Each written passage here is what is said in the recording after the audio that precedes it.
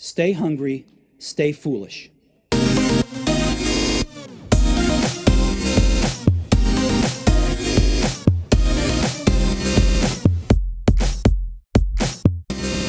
Across the Western world, more and more people are slowing down.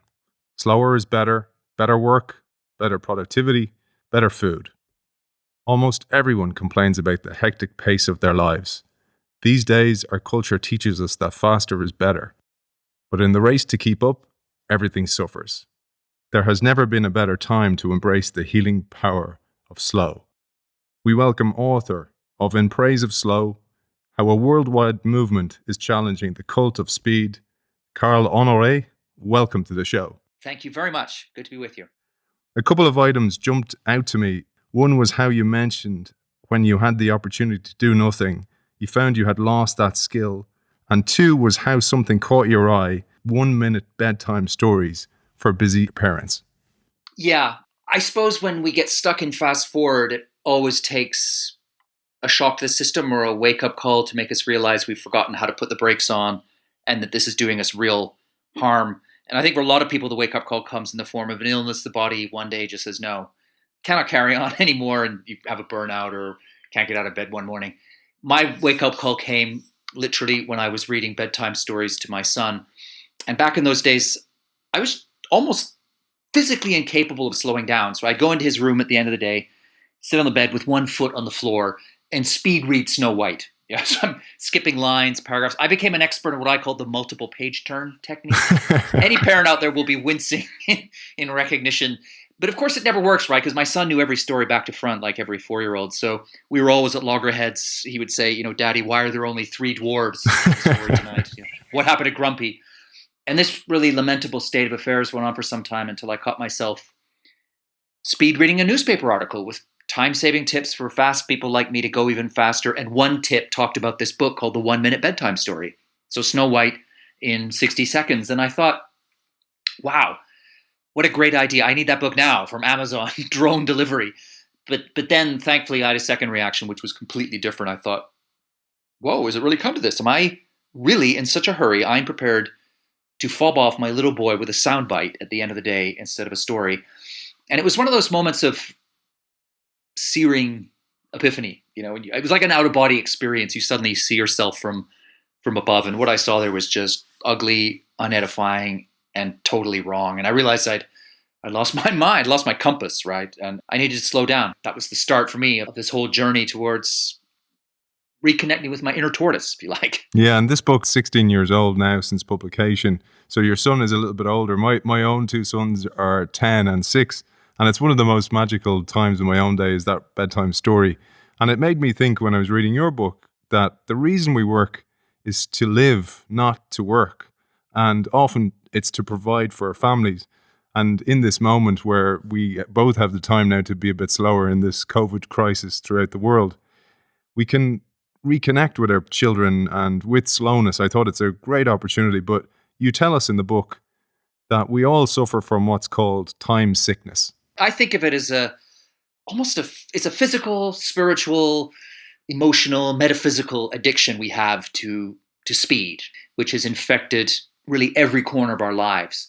So that whether we're at the workplace or we're in the gym or we're cooking or eating in the family kitchen or we're reading bedtime stories to our children, we turn every moment into a race against the clock or a dash to the finish line that we never ever seem to reach. And we do find ourselves then in this absurd, poisonous paradox that you touched on there, which is that you talk about working in order to live. It seems to be the other way around, that we've not only put the work first, but speed has become an end in itself. And if you think of how we use time, we've got that completely turned around on its head. I don't think anybody arrives and looks back at the end of their life from their deathbed and thinks, I wish I'd spent more time on Instagram, right? Or more time at the office. And yet it's the office and social media that hoovers up the vast majority of our time. And yet what really makes us happy, what makes us complete, what makes life worth living are those small, slow moments, the reading bedtime stories to your child, the strolling in the park as the sun sets with your partner, the moment where you're just, swinging in a hammock on vacation and letting your mind wander. Those are the moments that give life texture, color, meaning. They're the moments you do remember on your deathbed. And yet what happens in this fast forward roadrunner culture, those moments get steamrollered by all the other stuff because we're constantly trying just to accelerate everything, cram more and more into less and less time. And we end up in this downward spiral where everything becomes quantity faster and faster, and quality, connection, meaning, all that good stuff that makes worth life meaning just gets jettisoned. And again, you wrote this book almost 20 years ago, before the iPhone, before Instagram, before those distractions have come on mainstream. And as you told me off air, you sensed it in the air that this was coming, and you sensed there was a burgeoning need from humanity to reconnect with slowness. But one thing really struck me was when you said in the book, Americans fail to use up to 1/5 of the vacation allocation, and the average age of burnout is getting less and less. And you encapsulate all this idea of speed and the desire to work harder and work faster with the cautionary tale at the time again of Kamai Suji. Japan, of course, is in some ways has reached the kind of apotheosis state of workaholism, right? I mean, they have a word to describe the phenomenon of death from overwork, which is karoshi. And this chap you're describing there was someone who had become a superstar in the workplace for putting in brutally long hours and sleeping under his desk and doing all the things you feel you ought to do to get ahead in corporate life or to climb the slippery pole. And he, for a time, he seemed to be winning it, right? He seemed to be winning. And then, of course, one day he died. I think it was a heart attack that took him out. And it's just a cautionary tale, I think. It's a reminder that there is only so much productivity you can squeeze out of a human being. And there is only so much anyone can do without resting, recharging, and reflecting. We all have limits. And I think as a society, we were doing it back when I published In Praise of Slow first in 2004. In some ways, you could argue we're doing it more today, that we are bumping up against the very limits of what the human mind, the human body, the human spirit can take.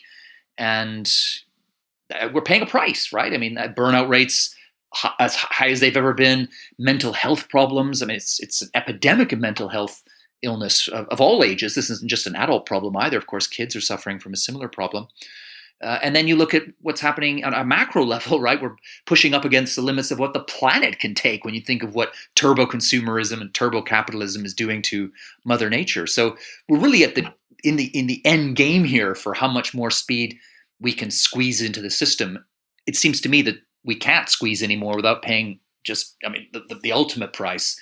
So there's definitely a feeling, and I think this whole COVID-19 moment could turn out to be an inflection point. It forcing us to confront the folly and the peril of turning everything into a dash to the finish line, right? That moving away from the culture of more is more and faster is better to a culture where less is more and slower is often better. And we'll see where it goes, but it's fascinating to me to see what's happening.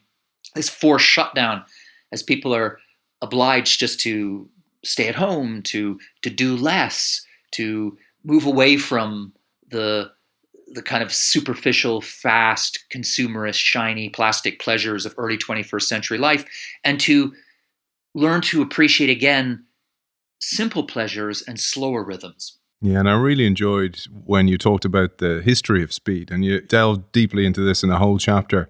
This human desire to track the passage of time is baked into our mental architecture, you tell us. And the link to time and money changed everything when in 1748, Benjamin Franklin proclaimed time is money. And this was around the time of Taylorism, where time was tracked and linked to money and linked to productivity. And this really changed a lot of things for everybody. It did. I mean, the antecedents, of course, were pointing in that direction already. And that's one of the things I found most interesting in the research was discovering how society, I think we associate this fast forward, always busy culture with today, but you can find its roots going deep, deep back. And even as far back as, ancient Rome, when they brought in sundials, that began to change people's relationship with time. Suddenly you could measure time, not as precisely as you can with an iWatch, right? Or a Swiss Rolex, but you could parcel it up into chunks. And once mankind could dice up time, we began to speed up. The clock began to take over. We became in a sense, slaves to schedule. So even in ancient Rome, you'd hear people complaining about how their lives were now dictated by the sundial. It's noon, I've got to be here for this lunch meeting, or it's sunset, I've got to be home. Who knows, doing whatever people did in ancient Rome in the early evening. They weren't watching Netflix, whatever the contemporaneous equivalent was. So that was already there. But then, of course, yes, as you say, once you get into the modern era, you hitch that neurotic relationship with time to the addictive money-making machine of modern capitalism and modern production and Taylorism and so on.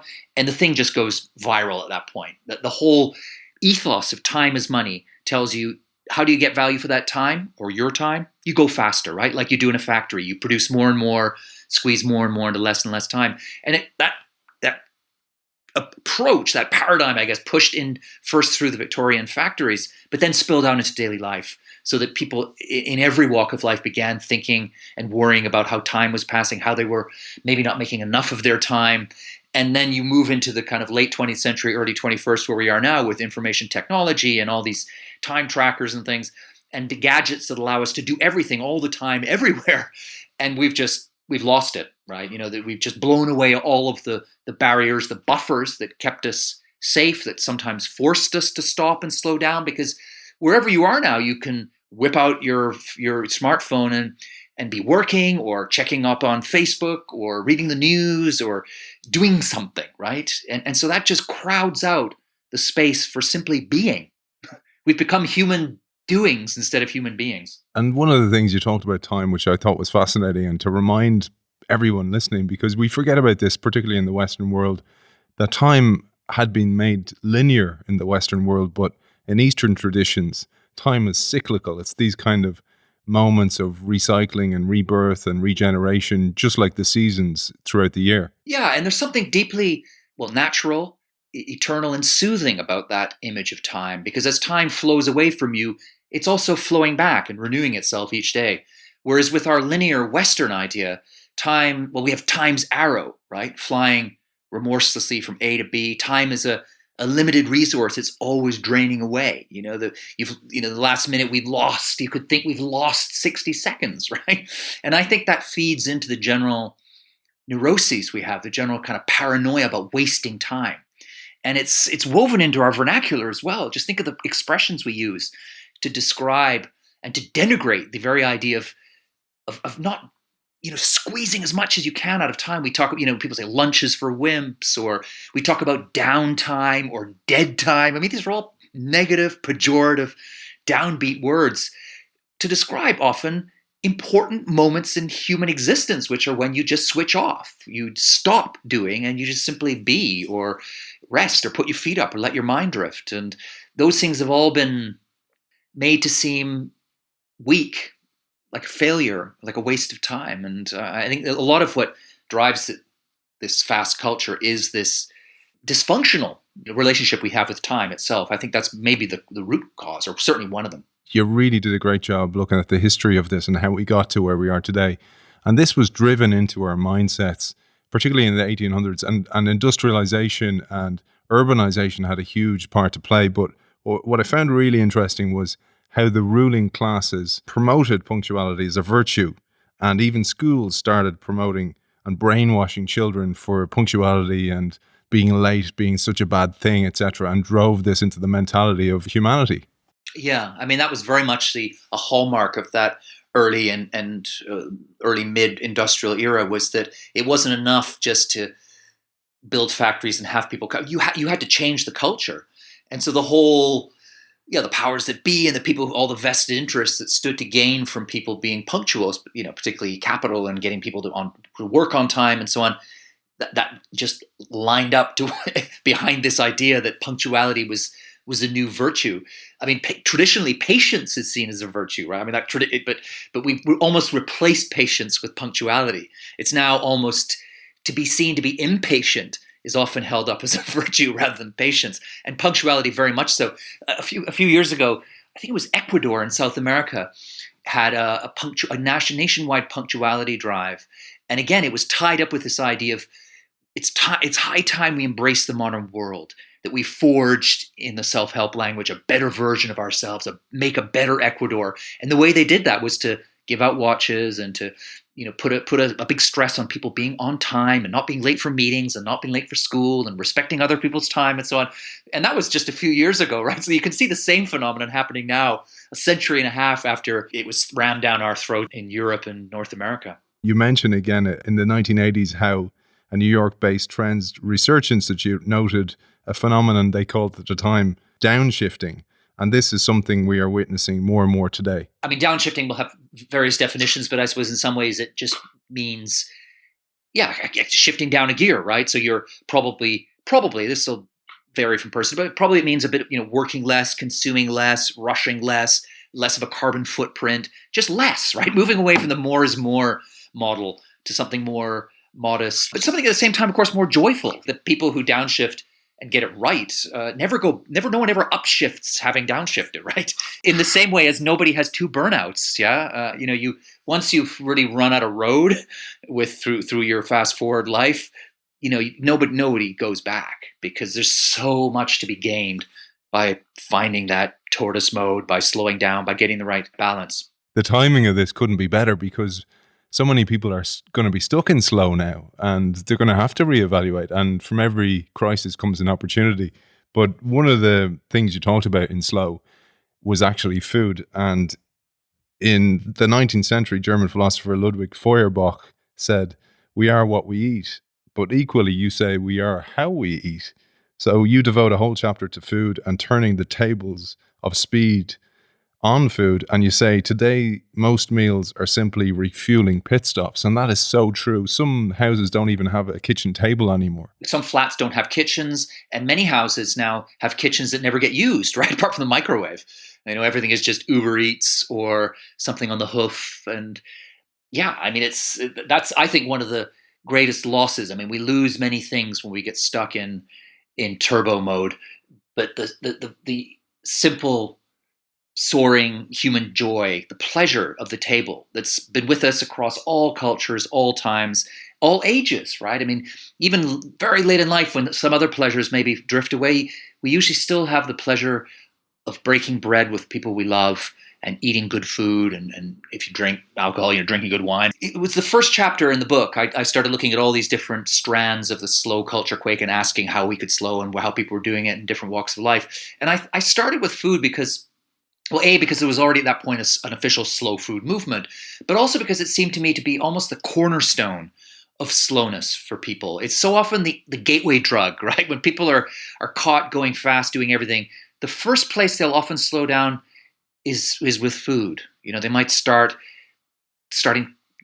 baking on the weekend, or just taking time to sit around the table with their family or their partner with the phones and the TV switched off. And the joy of food is that no matter how jaded your palate is, no matter how far you have drifted away from real eating and moved into the kind of refueling, faster processed food nightmare, you can taste with one morsel. You can taste how beautiful food can be, right? If you take a slower approach. So it's often for a lot of people, because if people say, well, I'd love to slow down every aspect of my life, but where do I start? I often say food is a good place to start, because you do get the payoff right away. If you say to someone, there are sensible ways for you to slow down at work, and that's going to pay handsome dividends, they bump up against other people's prejudice and disapproval, and maybe they don't notice the payoff right away. Food, you get it right away. You can just open your mouth and put a delicious bit of home-cooked food in, and you think, yeah, I get this.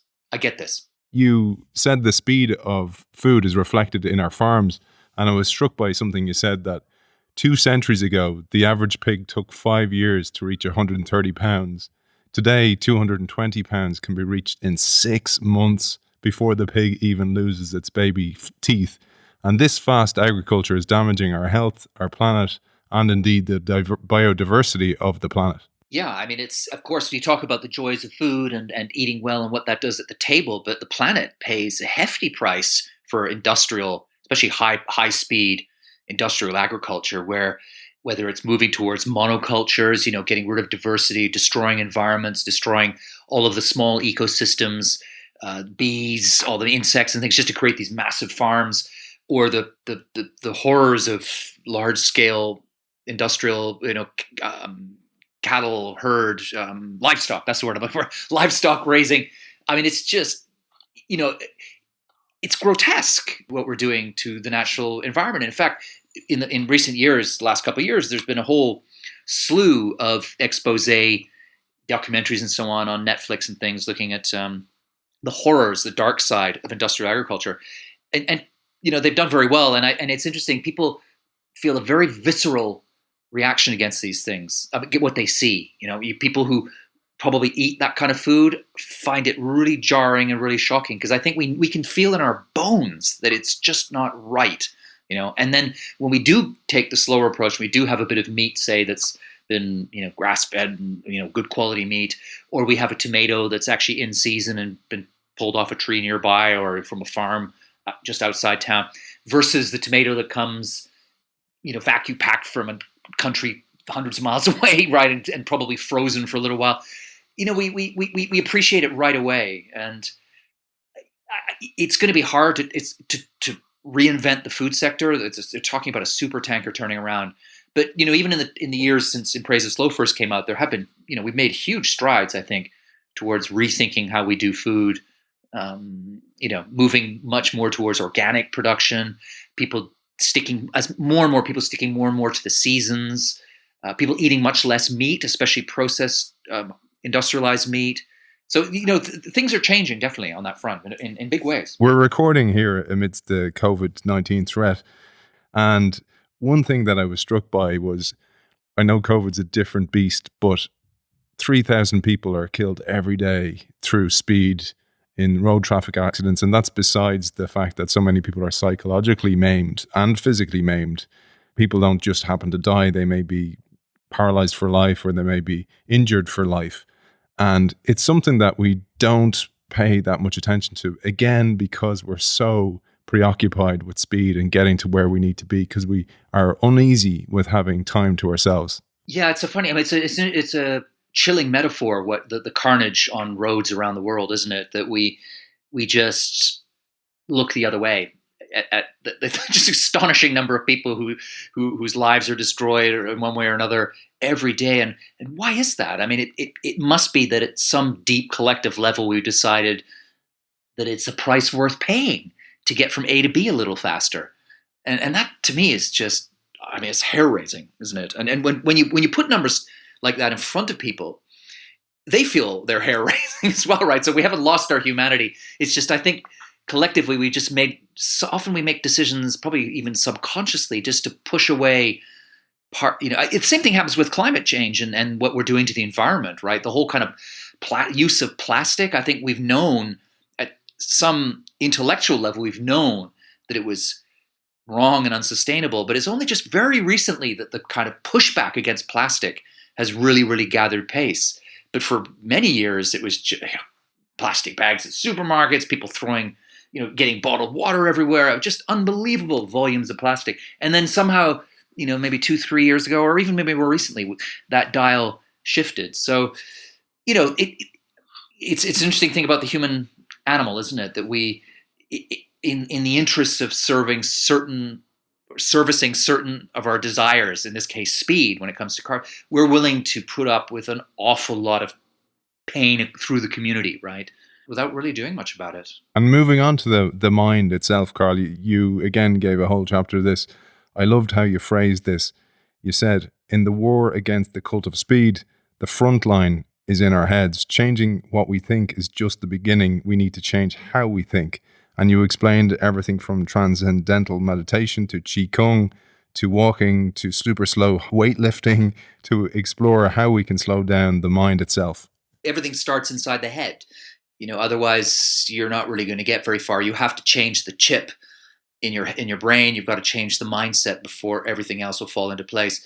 And I'll unpack that in two ways. The first is, of course, just the cultural change, accepting that slowness has a role to play in the 21st century, that patience is still a virtue, that in fact, in a world addicted to speed, slowness is a superpower, right? So accepting that, making that mindset change, and then adjusting your behavior accordingly. But then I think what you're tilting towards there in your question is also that there are different kinds of ways of thinking, right? Different modes of thought.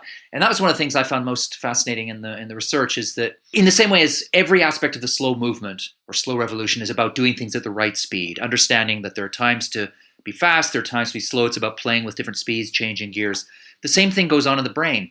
There are times when you want to do the kind of Malcolm Gladwell blink, shoot from the hip, instinctive, fraction of a second judgment call. That's crucial. That's an important thing sometimes, but not always, right? Sometimes you need to slow things down and reflect, let your mind wander and drift. And in fact, there's pretty good science that shows that when you're in a relaxed, unhurried, mellow state, the brain shifts into a richer, more nuanced, more creative mode of thought that psychologists actually call slow thinking, right?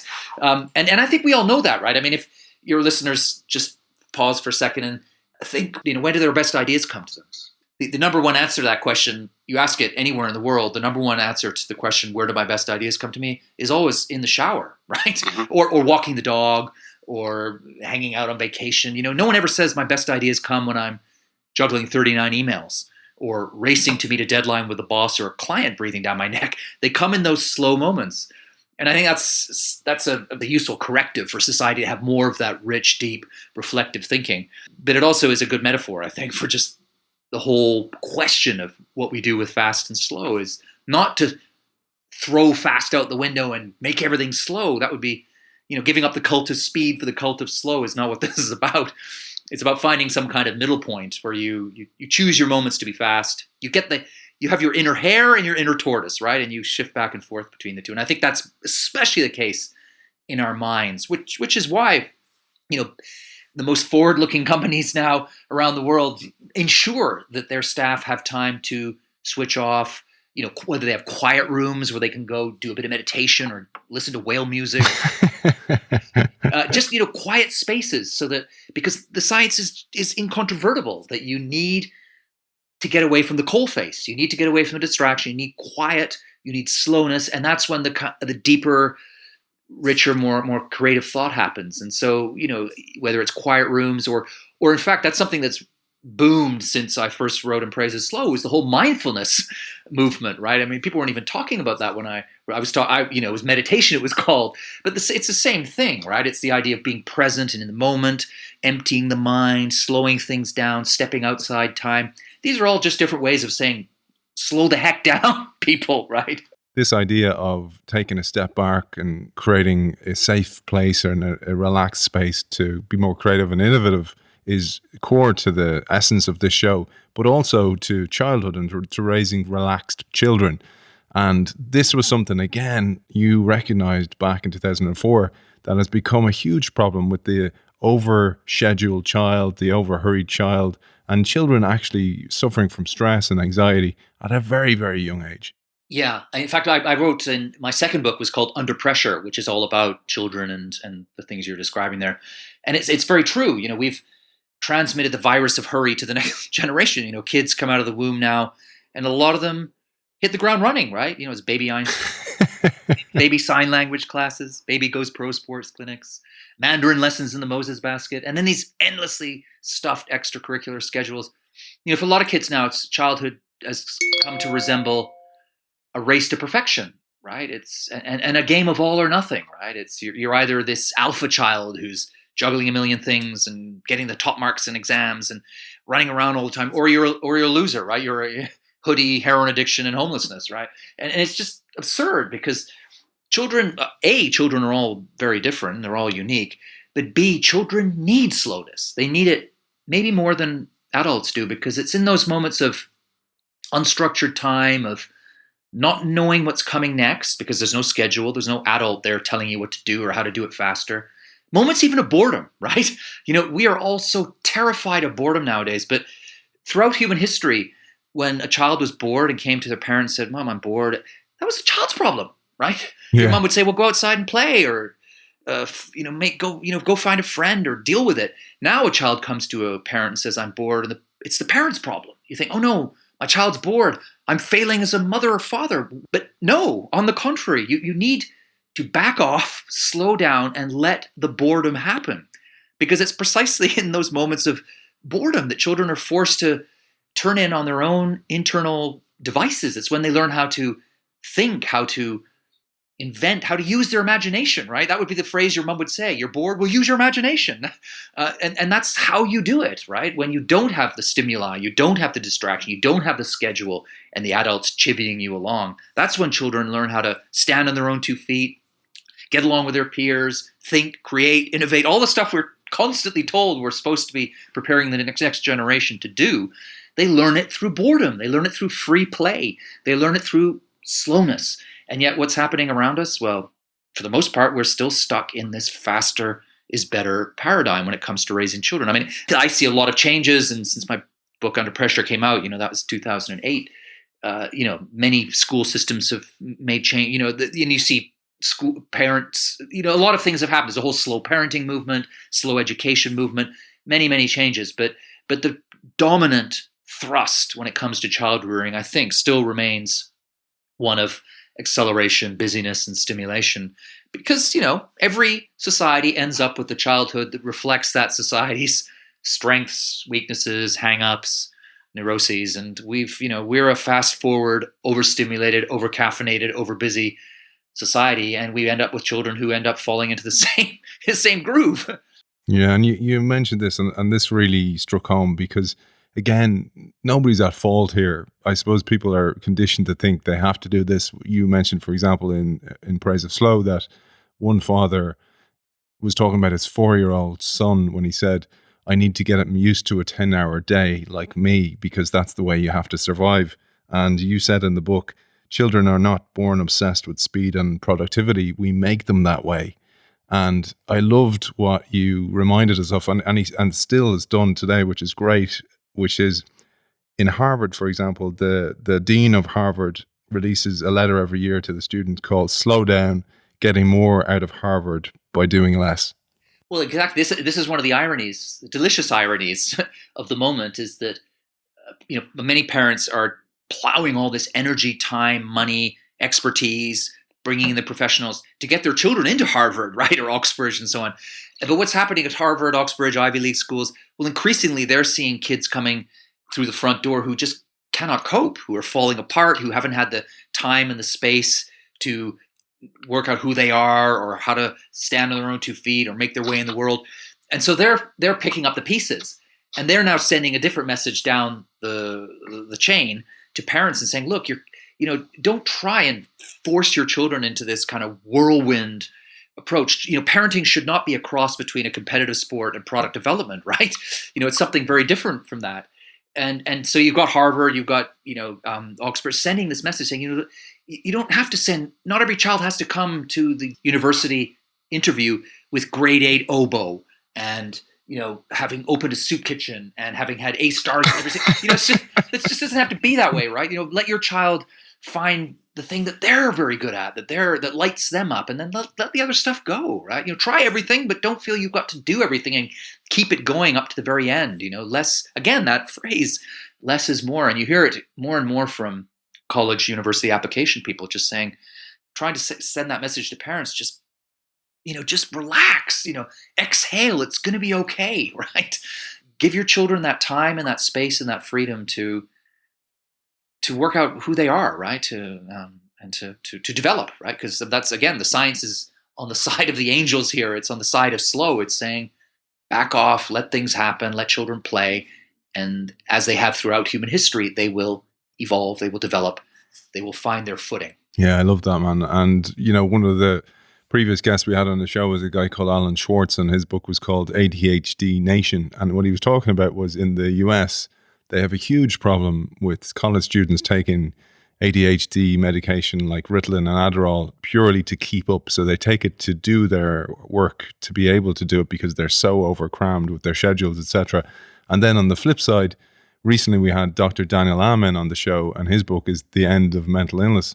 And he was talking about this unfortunate epidemic we're seeing where children are reporting with anxiety problems, with stress problems, et cetera, and getting medication for that. So they're almost medicating themselves against the medication, which is just a total reversal of what the world should be. Oh, utterly. I mean, when a society gets to a point where it's medicating that large a chunk of the child population, something has gone seriously wrong. Right? That's seriously wrong. I mean, that is the ultimate indictment of a collective failure when we're doling out pills to kids in the numbers that we are, and that kids or late teens and early 20s feel they've got to pop pills in order to keep up or meet whatever standard they feel they've got to meet, or just simply to get through the day. We are so far beyond being in a good place now. And, in some ways, I was going to say children are the canary in the coal mine, but in fact, they're probably, the rest of us, the adult world, had already got mired in this pharmaceutical mess before they did. And now we've just handed it on to the next generation, right? And we're just pushing it younger and younger. I mean, you've got parents now, turning up with toddlers, kids 1, 2, and trying to get medication for them because they feel like they're not either rolling over fast enough or conforming, or I'm not some tree hugging hippie who never, I believe that conventional medicine has a role to play, and in some instances, medication is going to be really, really important for people at any age, but it should not be the default setting. It should not be the norm, we're very much in danger of it becoming at all ages. I suppose we need to role model for our children, and we have this opportunity again with this slowdown, this mass global slowdown that's happening.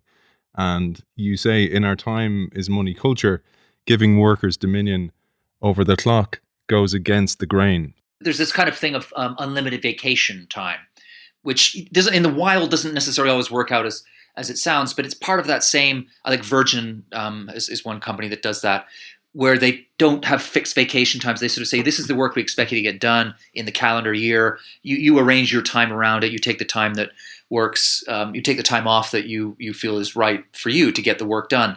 And that's not going to work for every company. And in some ways, I think for some of the things I read, it hasn't entirely worked out as expected in companies that have done it. But if it shows a new willingness, a new openness to the idea that the best work will be got from employees and staff when employees and staff have control over their own times, right? This is in all the surveys, when you look at what people find the most inimical to their productivity, their creativity in the workplace, it's feeling rushed. It's feeling not in control of their time. It's that sort of stress of being out of control. They want autonomy. And the technology will allow us to give people that more and more, remote working. So I do think we're moving in some ways, obviously there are examples where we're moving in the opposite direction. If you think of Amazon, what do they call them? Fulfillment centers, where people's toilet breaks are timed. But, the other parts of the economy, more white collar work, people are getting more freedom in lots of ways to choose when they switch off their phones, to work from home, to work, if they want to come at 3 a.m, that's fine. And I think more and more we're going to move in that direction as the workplace changes, and an understanding of how you get the most out of knowledge workers and people who have to build networks and use social skills and all that. All that stuff comes down to timing, being present, being slow, right?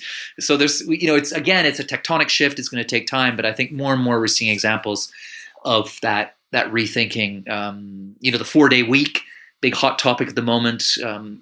Countries talking, New Zealand talking about doing it. A lot of companies individually embracing shorter working hours. Of course, France had its experiment, which with the 4-day work, the 35-hour work week, which has turned out to not have been as successful as one would have hoped. I think largely because it was a dirigiste. My view is that it was a top-down thing. It was too rigid. But the spirit was right. The idea that you can often get more done in less time if you give, if you arrange your days and your weeks more sensibly, but you also give people control over their time. So I think that's where we're going to go, is moving away from this rigid Victorian early industrialization idea of the clocking in, clocking out, right? That's such a, the Charlie Chaplin film Modern Times, and the slave of the clock, that we've inherited so much of that. We're marinated in it, but it doesn't work in the modern world. It just doesn't work for the kind of work we do nowadays. So change is coming, and it will come, I think, more and more. That's a lovely way to finish, Carl. And where can people find out more about you, your talks, your books, etc.? Well, that's easy. I'm at my website, carlhonoré.com, and there's lots of stuff about my books. There's video there, audio, blogging, and there's also a lot of links to other groups that are doing things in the world of slow. So it's a good jumping off point if you want to find out more about that particular side of what I do. Author of In Praise of Slow, How a Worldwide Movement is Challenging the Cult of Speed, Carl Honoré, thank you for joining us. Thank you. Been a pleasure.